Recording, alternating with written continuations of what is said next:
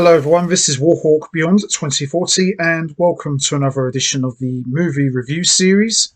And this is a first for me. I am officially flying solo for this one because ever since this series started I have reviewed a number of different animated and live action movies with a legendary YouTuber. You know him by the name The Holiday Christopher Mace, but unfortunately at this time he cannot join me, but he remains very much in spirit, and we all hope to see him back on YouTube very soon. So, this review is dedicated to him.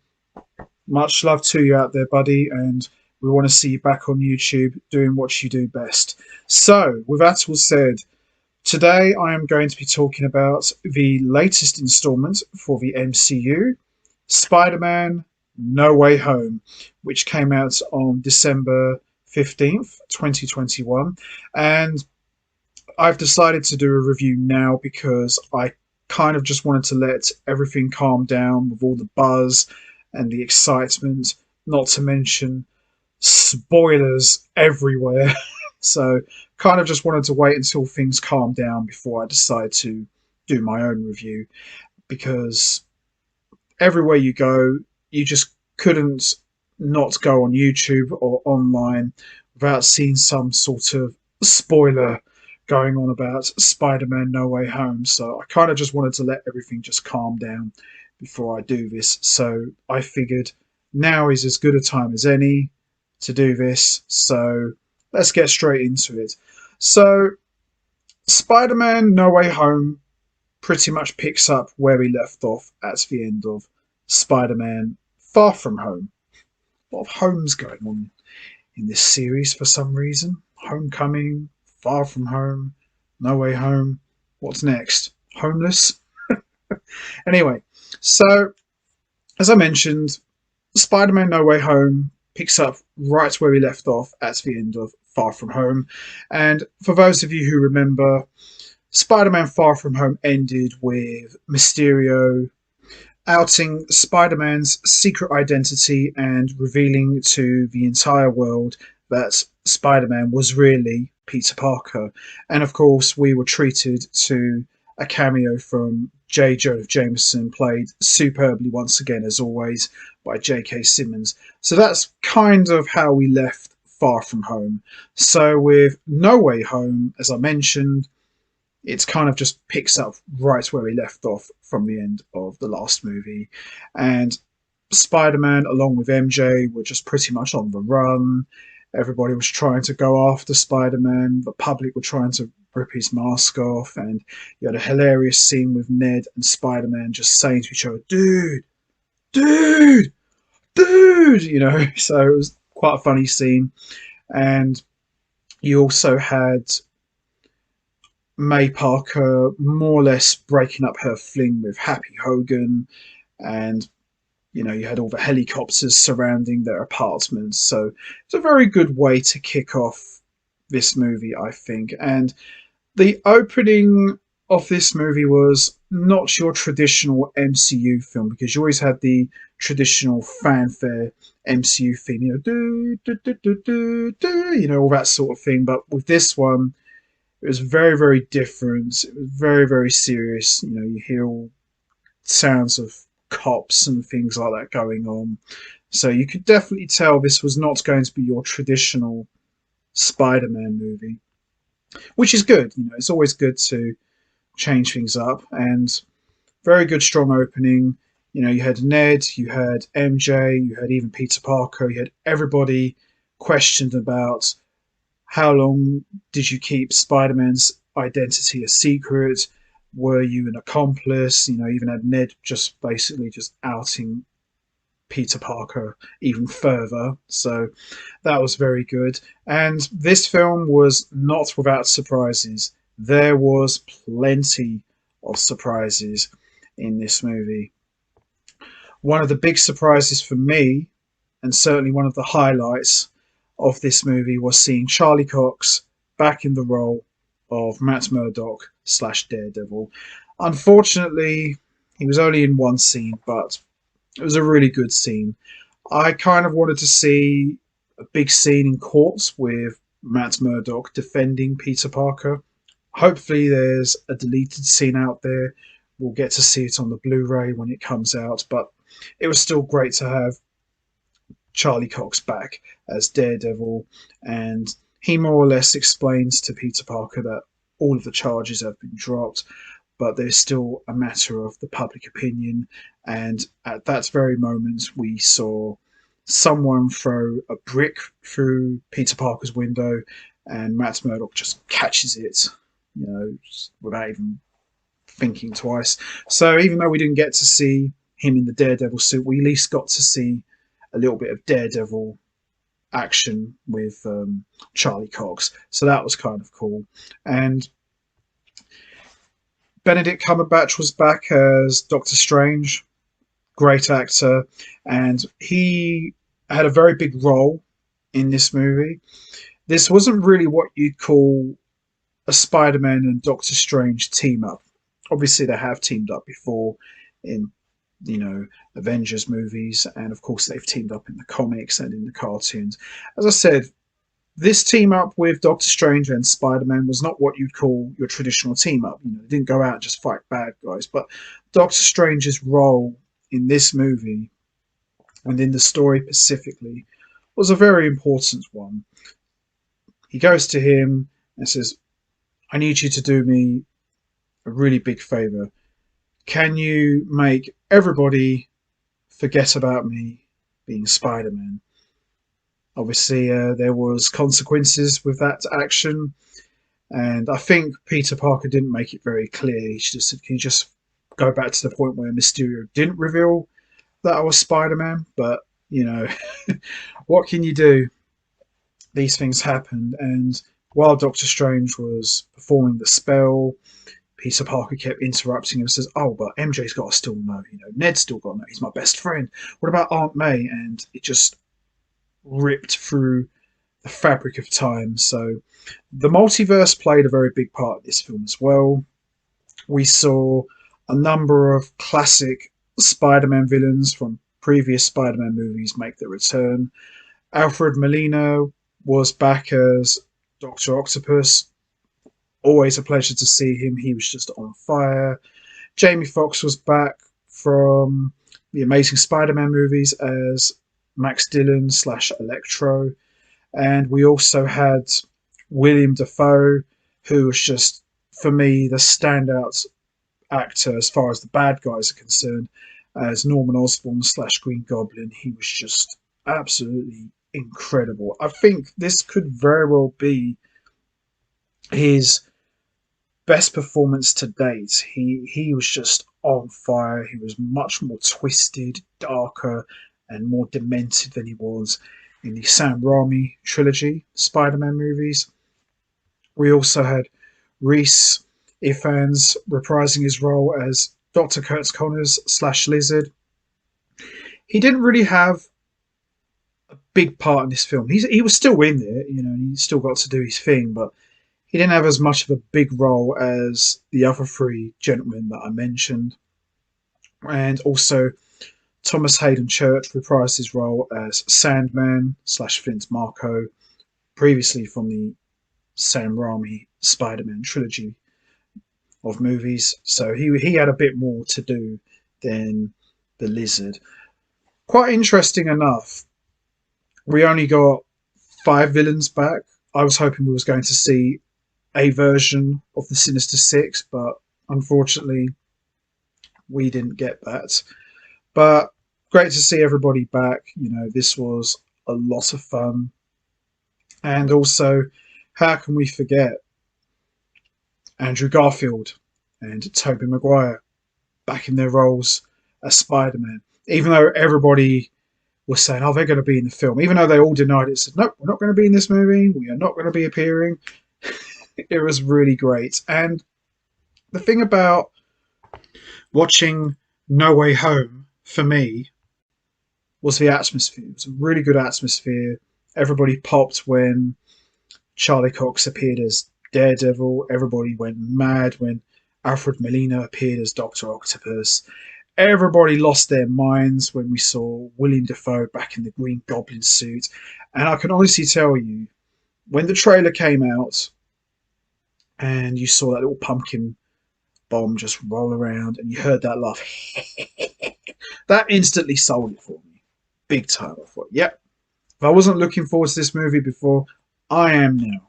And it really delivered. And as I said, William Dafoe put on the performance of a lifetime. And even though we didn't get the full Spider-Verse in this movie, I'm hoping we will at some point in the near future, just to have Tom Holland, Andrew Garfield, and Tobey Maguire standing tall together as Spider-Man was just a real dream come true. And seeing all three Spider-Men going at it with all of the bad guys was just a really epic moment. And as I said, this movie had lots of epic moments. Of course, Aunt May got killed off, which I didn't really expect. I didn't really think Aunt May was going to get killed off. I thought it was going to be Happy, because they've kind of like made Happy this reluctant Uncle Ben sort of figure. And I thought he would be the one to get killed off because, Tony Stark's gone. Pepper Potts, I know she didn't get killed off, but she's kind of more or less served her purpose. And I feel Happy's story has reached its course, in my opinion. But when Aunt May got killed off, I was absolutely shocked. I thought, okay, I did not see this coming at all, because I know they'd been hinting at somebody big was going to get killed off, but I didn't think it would be her. I honestly, to God, did not think Aunt May would be the one that would get killed off. But yeah, it happened. It was quite an emotional moment. Another emotional moment, I would say more like redemption moments, was when MJ fell off the building and we saw Peter Parker from The Amazing Spider-Man just dived in. And because we all know Gwen Stacy died in Amazing Spider-Man 2 because Peter failed to save her. So I'm really glad he got to have his moment and save MJ. So that was a really cool moment. And another cool moment in this movie was Peter Parker from the MCU just pounding away at Green Goblin, and he just kept laughing. I definitely got Batman versus Joker vibes, because the more he kept pounding, Green Goblin just kept laughing and like that. So I thought that was a very, very cool, chilling moment. And this movie, although it had some funny moments, I definitely think this movie was a lot more serious, a lot more darker in some parts. Some parts was very sad as well, very, very emotional. And I think in a way you could kind of look at this movie as a love letter to all the Spider-Man fans and paying homage to all of the previous movies that came before. I would have liked to have seen Nicholas Hammond. A lot of people don't know he was actually the first Spider-Man live action wise back in, I think, was it the 70s? That sort of thing. Would have been nice if he had a cameo or even got to put the suit on. I mean, I don't know how old he is now. He must be quite old, but still would have been cool to have him there. But I think I speak for a lot of fans of Spider-Man. The main three is Tom Holland, Andrew Garfield, and Tobey Maguire. That's your elite three in terms of the Spider-Man movies. So this was very, very good. And the ending, let's talk about it. The ending, Spider-Man, that's the MCU version, pounding away. And that's Green Goblin, because, Green Goblin killed Aunt May. So MCU Spider-Man was just pounding away on the Green Goblin and wanting to kill him. And you had the other two Spider-Men trying to restrain him. And this was a real heel moment coming up, because MCU Spider-Man was about to finish him off with his own glider, and the Sam Raimi Spider-Man, that's Tobey Maguire Spider-Man, stopped him, and then Green Goblin just stabbed him. That was a real heel moment, in my opinion. And I remember everybody in the audience was like, oh, and I thought, no, you can't kill him off, not like that. After all this time, you're just going to bring him back to kill him off. And I'm glad they didn't kill him off. So, and after that, you had the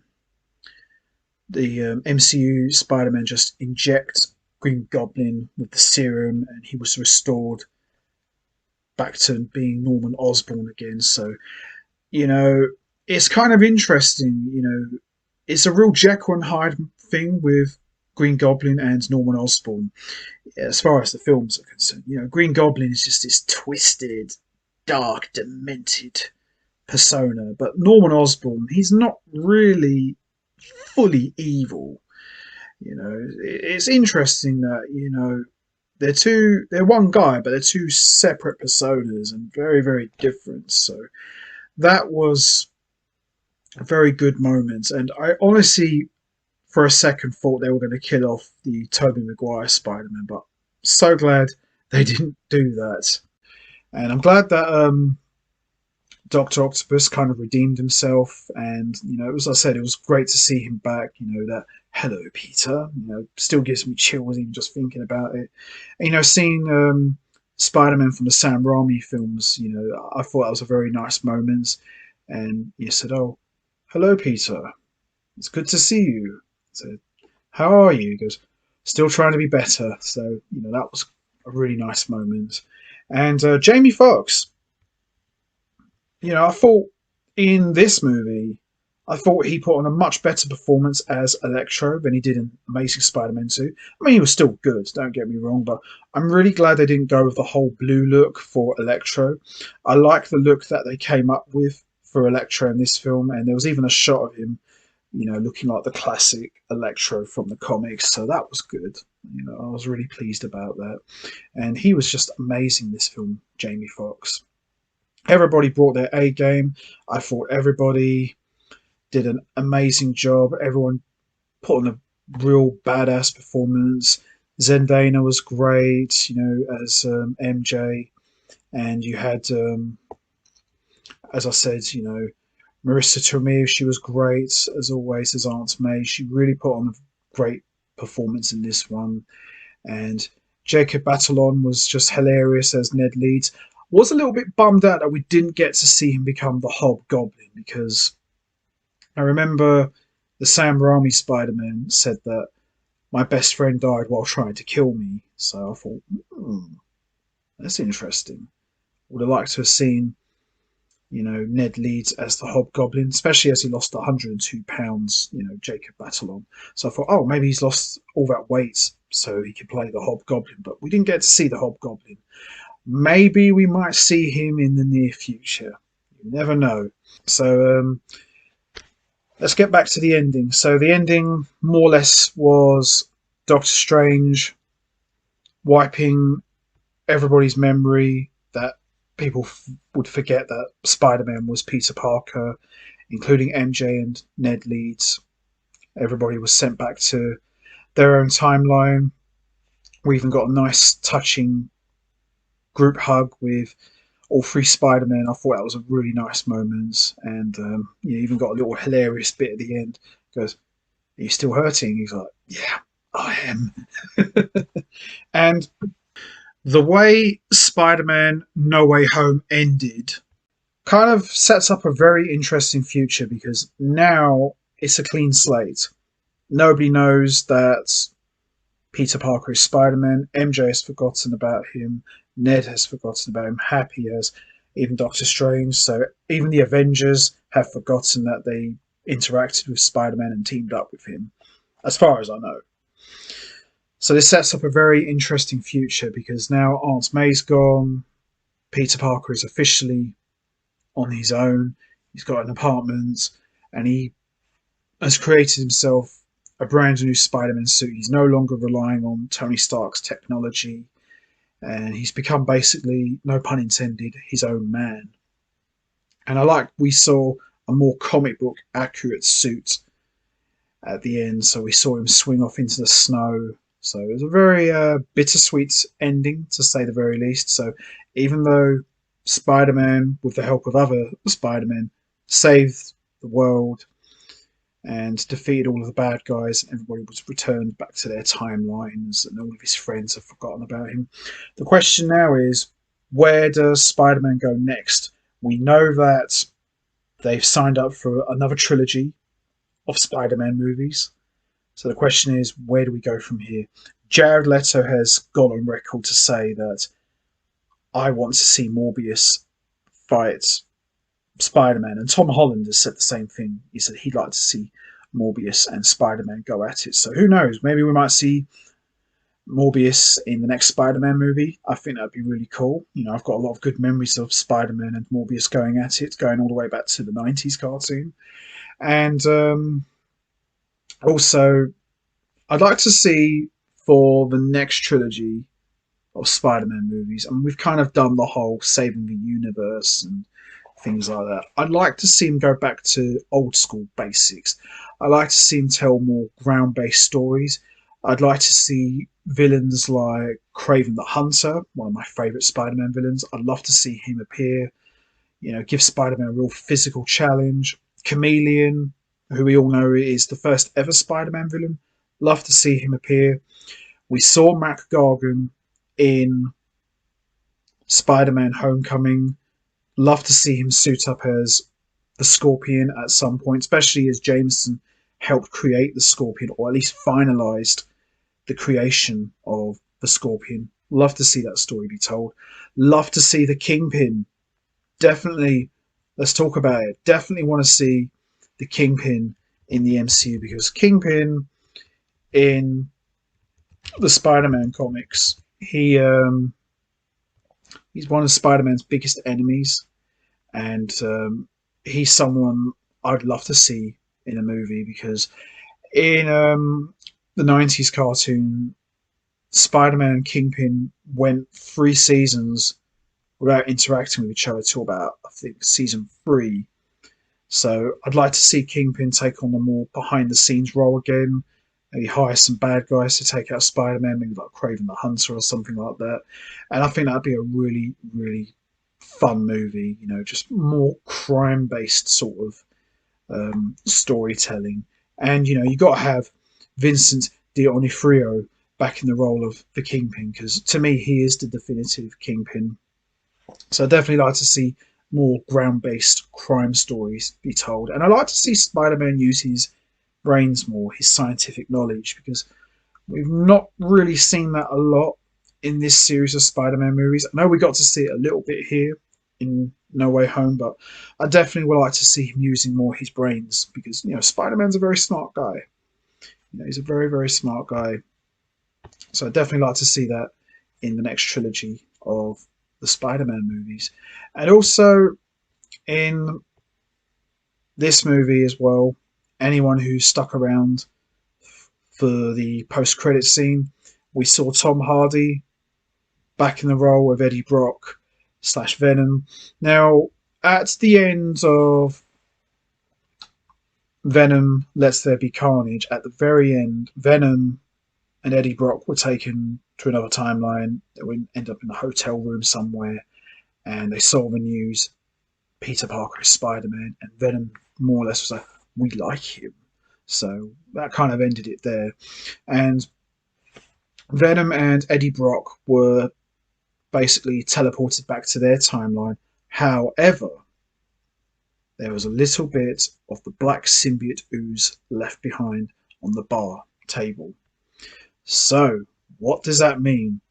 At some point, we could see the MCU Spider-Man become the Black Spider-Man. Now, it's a fan favourite story, one of my favourites. Yeah, we kind of remember what happened there with Spider-Man 3 back in 2007. So, Marvel Studios have got a chance to right the wrong, so to speak. So, who knows really? We'll just have to wait and see. But the fact that we got a little tease of the little black symbiote ooze, very, very exciting. I think what I would like to see is, for the third installment of the new trilogy, I'd like to see Tom Hardy as Eddie Brock, of course, but I don't want it to be the Eddie Brock from the Sony movies. I like to see it from the MCU timeline. So, make it more like a comic book accurate Eddie Brock. So maybe they could start building him up from a second movie or a third movie, but we'll just have to see, really. But this was a very good Spider-Man movie. Some people have gone on record to say that this is the best Spider-Man movie ever made. Could very well be. Although I do have to think maybe the first two Sam Raimi Spider-Man films might still have the rights to that title, but Spider-Man No Way Home could very well be the best Spider-Man movie ever made. And we'll just have to see, really. But this was definitely worth the wait. Very enjoyable, no dull moments, and Doctor Strange, even though he didn't team up with Spider-Man in that sense, he was great to be back in that role, just kind of like mental role, and having all the classic Spider-Man villains back. Everything about this was just fantastic. There's just no dull moments in this movie, in my opinion. So now that everybody's memory's been wiped, Peter Parker's officially on his own. The future looks very, very interesting from where I'm sitting, and I'm really excited to see where we go from here. So that's going to be it from me. I am going to wrap this up now. What was your favourite moments from Spider-Man No Way Home? Was it seeing Charlie Cox back in the role of Matt Murdock? What did you think about seeing all of the classic Spider-Man villains back? Did you enjoy that? What was your thoughts on Willem Dafoe's performance as the Green Goblin? What did you think of Jamie Foxx as Electro? What did you think of Alfred Molina as performance as Doctor Octopus? What was your thoughts on Aunt May getting killed off? And also, what about the ending, the post-credits ending with Venom? What do you think is going to happen there? And also, what does the future hold for Spider-Man now that he's officially on his own and everybody has forgotten his secret identity? You know what to do, guys. Hit the like button, hit the subscribe button, leave your thoughts and comments down below, and I will see all of you next time for another edition of the movie review series. So until next time, take care, everybody, and as always, stay safe. And once again, thanks for listening.